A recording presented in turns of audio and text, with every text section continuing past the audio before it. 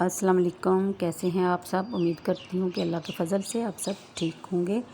तो आज मैं आपका अपने एस्पाराग्रास के प्लांट से तारुफ़ कराने जा रही हूँ। मैंने सुना था कि ये शेड लविंग प्लांट है, इसलिए जब मैं इसको लेके आई तो मैंने इसको अपने नीचे बिल्कुल दरवाज़े के पास गैलरी में रखा, लेकिन ये वहाँ अच्छे तरीके से इसने कोई मुझे प्रोग्रेस ना दी। फिर मैंने इसको अपने सेकंड फ्लोर टेरेस पे रखा।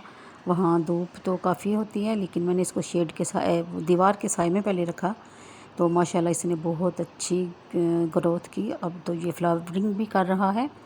तो मेरा दिल था कि मैं इसको ऊपर से इसकी कटाई करूं, थोड़ी सी गोल करूं, इसको गुलाई की शेप दे दूं, लेकिन मुझे पता नहीं कि करनी चाहिए कि नहीं। अगर आप में से किसी को है पता इसके बारे में तो कमेंट में ज़रूर बताइएगा, और आप मुझे बताइएगा कि ये कैसा लगा आपको मेरा प्लांट, और ये इन्फॉर्मेशन कैसी लगी आपको। तो अगर आपको वीडियो पसंद आए तो लाइक और शेयर कीजिएगा, और मुझे ज़रूर बताइएगा कमेंट में कि मैं इसकी कटिंग ऊपर से करूं या ना करूं। ओके जी, अल्लाह हाफिज़।